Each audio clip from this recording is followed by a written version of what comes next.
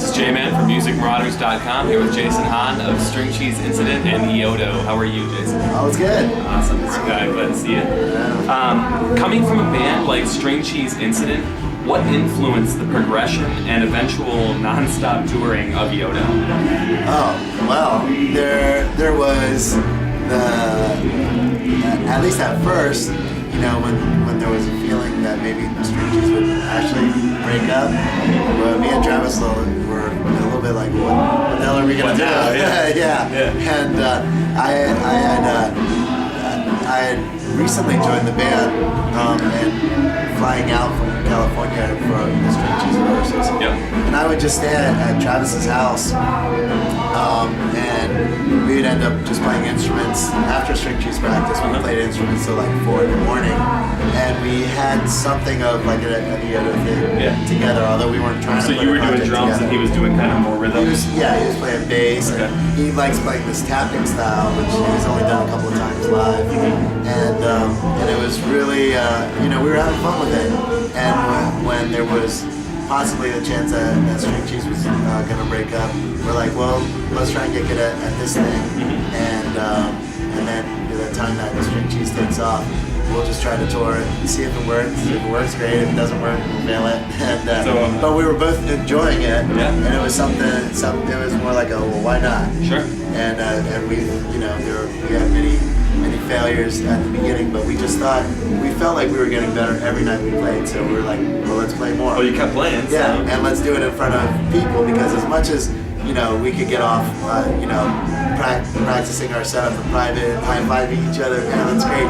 It's such another world when you put that in front of people, and all of a sudden, wow, then that's the barometer of like, do they like it? Right. So it took a lot of shows just for us to feel comfortable doing it. Yeah, absolutely. How would you classify Yonder's sound? Yonder, pretty much 100% live, improvised, electronic music, and the genres that we go after are dubstep, electro, house, and hip-hop. Can you talk a little bit about the kind of music you make in relation to the use of substances such as like Molly or LSD? and can you kind of give your opinion and thoughts on those substances within the community? Yeah, absolutely. Well, I'm like, pretty much almost any other band that I've played in. I really don't smoke that much. I enjoy LSD. Sure. When it comes out, mostly I have to be in. Are you using that during your shows or anything, or is it just more of a recreational thing outside of that? Because the question initially, the question what I was going for is more like within the use for the fans, I would say. I mean, there's a lot of that. I wasn't even going to hint at your own or what you guys have going on stage, but that's interesting too. Yeah. So, well, I mean, this is, at a point. Well, I'm at a point right now where I really love playing sober. It's like it helps me so much with, just consistency night after night. Sure. And I feel like I can really hang on to these moments of euphoria or direction and carry it into other nights, because I have this sort of guide that I can feel like I can tap into when I'm sober. And as far as and then let's just say I did try a Yodo show. I've tried a couple of Yodo shows doing acid, and it's just not, a little bit more fluid, or? Well, no. I really like it, but I get to this point, especially in the Yodo world, where there's so many technical, logical things that can go wrong, and I'm kind of like a baby that just suddenly forgets how everything works. Like I can operate it, but if I have to end up troubleshooting or something like that, I don't even know like what that's a symbol, okay? And I just can't get that together. And plus, I have hit moments where, as far as a rhythmical grid, sometimes just even when I'm sober, I'll see music in different types of grids, and then all of a sudden I found myself to be like, well, what's this other grid coming into play? Like another grid coming in, and then it crosses, and then something turns, and it's just not fun, Do you find that the use of such substances are productive or positive within the community? Oh yeah, I mean there's all, and it always has, anything anything done to the extremes is usually not a good thing. Sure. And but I've seen so many people just unlock so many doors by taking it in like a responsible way. Like they're not doing it to see how far out they can get, or to push it to where you're sloppy. Yeah, And absolutely. then usually when you push it that far on a regular basis, it seems more hurtful.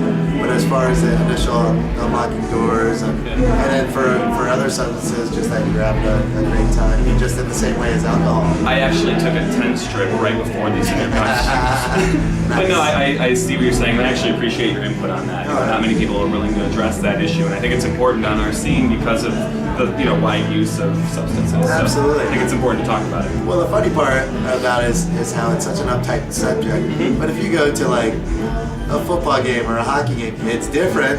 They use different substances, but everyone's using it all over the place. So as far as like in the jam scene, it's so famous for psychedelics, and I think it's almost a more unlocking and a more like soul searching type of device. Yeah, absolutely. As opposed to like we're just gonna rage face. But there's some of that too. Yeah, absolutely. But like rage face it with the purpose of say you're watching a sporting event or something like that. It's just a lot of it is the same thing, and say like a more psychedelic venue. It's different context, I guess. Exactly. Yeah, absolutely. The string cheese incident has been receiving a lot of criticism coming off of Halloween and the announcement of the Winter Carnival. I don't know if you've been feeling the criticism, or there's been a lot of talk about some of the similar songs being utilized in the set lists, and some of the fans wanting some of the old material played and this and that. And I know it's been coming up. I don't know if you've heard the criticism or if it's been coming your way, but I figured I would address this, and if you're open to talking about it. What is your approach going into the Winter Carnival? What are you guys going to do? Well, I mean, the approach going to every show is always just like, just play your best, and we practice really hard to try and make stuff happen. So there's so much talk about within the band, it's like, well, what were some of the key factors in the say between like 1999 and 2001 years? What was the stuff that made it so magical? So you're going to reach back to some of that, or are you looking into? Well, it's not. At some point, it's. Well, I'll get to that. Okay. But at some point, it is the material. But there's a sort of awful one for all, and this group dynamic that you want to reach back to. Even though I wasn't with the band at the time, I've just heard the stories and heard so many recordings, and I became when I was coming into the band, I became a full-on student. Yeah, you have to study that.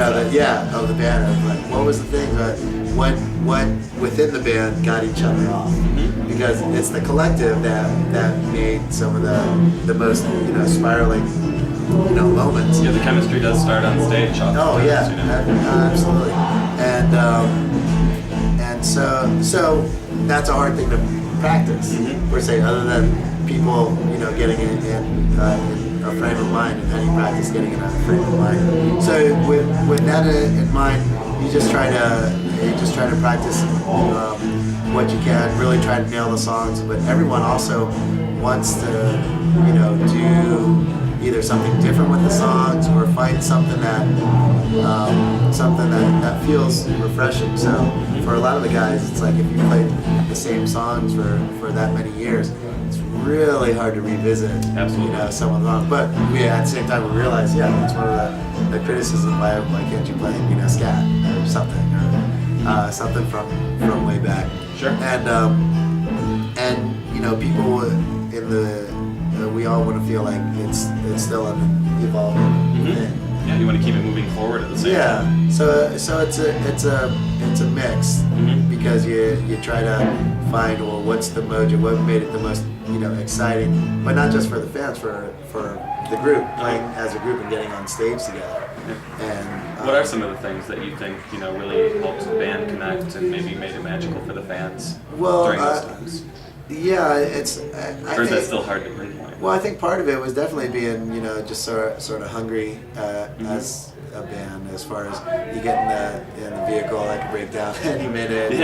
you're driving around the the country, and all of a sudden new venues all the time, and also new things that were happening within the band, like say when Kyle came in the band, and all of a sudden now you're doing more electric stuff. Kenny's getting his mandolin, and whoever was in that period before, or it's been explained to me, the sort of old schoolers from when String Cheese was just a bluegrass band, was like, where's my bluegrass band? And now Kyle's in the band and he's killer, and it's like, well, that's an evolution, and then everyone gets it out on the road like that. And me coming into the band, I know I took a lot of criticism both ways for my role in the band. Why do you think that is? Why do you think people are so willing to criticize? Is it just the change that they're uncomfortable with? Or? It's a little bit of everything. There's some truth to the criticism. At the same time, there's all sorts of kids that are constantly being introduced to the band for the first time, that have had full-on life-changing experiences. That was say from the time after I joined the band. Their first experience. Yeah, it's just, and some of the other people might have seen so many shows that they know the exact thing that they want from String Cheese, and it's really hard to hear either something else or some other direction, and that's not their group. So then that's okay. So then you would say, going into the Winter Carnival, your focus would be developing the sound still and continuing to move forward while still trying to capture some of that, I guess, energy that was around earlier on. Well, yeah. I mean, it's more like we all that have the experiences of before, and to make the magic happen, there's a reason why it's called magic. Yeah, absolutely. Because it's like, how many groups can keep that sustained over the course of their entire career? Yeah, absolutely. And at the very least, we just try to, just have a super fun, killer show and be all on our A game by the time their shows come up. Indeed. And as far as like song repeats and stuff like that, we're all like really aware of it. There were some songs that we want to do more than others. Some people are like, well, we're playing in a different region, and so there's a whole mess of people who still haven't heard it. So maybe who knows what the majority or minority of people who got to see us last time. Anyways, there's you also have a large fan base though who is traveling around the country and stuff like that, so I can understand that criticism. It's all to a certain degrees. It's all valid. And that's one thing about 6 people being in a group deciding on what material to play. And I know there was a time last summer where we talked about no repeats between Mornings and Red Rocks, and that'd be so difficult. It's so difficult, and to feel like it could be a home run just for the sake of people can say, oh, they did no repeats, oh my god, but at the same time, us just washing over songs, and maybe the whole run couldn't be up to speed because it's like we didn't get a chance to really dive into the songs the way we want. And it's not just a matter of relearning the songs, it's a matter of feeling like this is how we want to play this song. For whatever, someone, if we change up a song and maybe one of the writers really wanted to do something different with it, just change it up, do something different. So as many shows as whoever the biggest fans have seen it, I've seen them do Joyful Sound so many times. The band's played it that many more times. Absolutely. And so it's sort of there's a craving for everyone in the band to do something different. But all the while acknowledging that all this other stuff. So that's cool. You guys are hearing the criticism and. Believe me. Excellent. Yeah, I just I just wanted to bring it up. I wasn't sure if it was going to be a touchy subject or not, just because like I said, there has been a lot of criticism, but I'm really looking forward to the Winter Carnival. I can't wait to see how that all plays out and how you guys use that to kind of evolve, like you were saying. Yeah, exactly. What's been the highlight of your musical career? Wow, highlight of my musical career. Man, well, I know one of the things that sticks out just really strong in my head is I used to play with this. There's quite a few. I used to play with this artist Isaac Hayes, and he's just like just one of the fathers of soul music. Absolutely. And we did a show at this concert in Glastonbury, England. I think that year it was like 110,000 people or something on the stage. It's a massive. Yeah, and there would be a part in Isaac's show where I would usually do a percussion solo, just me, plus which is thousand. solo. Yeah, exactly. But it's looking at the sea of people. I mean, go so far back, and then all of a sudden the band stops and I gotta do my thing, and it was just a trip to think that the sound was even reaching to the furthest back, because I could look back there and see people reacting in the back too, and it was just and at the end it was like the wave of energy that came forward. But that was pretty similar to like my first time playing at Red Rocks with String Cheese too, where I didn't know what Red Rocks was going to feel like. And a sold out Red Rocks with that many people, that energy coming right down to the stage. It's pretty direct from the theater to absolutely. Yeah. And then playing wise, you're playing it's a big bowl up that way, and it's really just it's a similar feeling. It's just more this wave of energy. It's a palpable, it's like a physical energy that you feel when that happens. And then another time, I was just telling another interviewer that I got a chance to play with Herbie Hancock for like 3 songs, and it was one of these moments where like the whole time I'm playing, well actually about the first couple of minutes I'm playing, I'm like, I can't believe that's Herbie Hancock, and then after a while settling into, we're all just making music together, and it's killing, and relating as as musicians, and that's amazing. I mean, that's Herbie Hancock. Exactly. That's incredible. That's what I was saying. So that's a good response to my question. That was a good highlight. That's a good highlight for sure. Cool. What is your focus going into, and this is my last question, what is your focus going into 2011? Is it going to be, people are itching for a full-out Cheese tour. I don't know if that's going to happen, or if there's been any talks of a Cheese tour, or if you can talk about that. Yeah. Or if you're going to focus on Yodo, but... Yeah, different things have come up that I can't really talk about, but just there's somewhat of all of the above in the works. Sure. And then just whether it all comes together to go. It's like you'd be surprised how much we do cover and talk about in String Cheese world. Just concerning so many different facets. I'm glad to hear that. Yeah. As the fans, we're just sitting back, kind of waiting to see what happens. So we're not sure if there's talks going on or if there's anything. And the same, I was going to ask you also about the whole Rothbury situation. Can you comment on that? Or? Not really. Okay, fair enough. Just that we've all talked about it, and we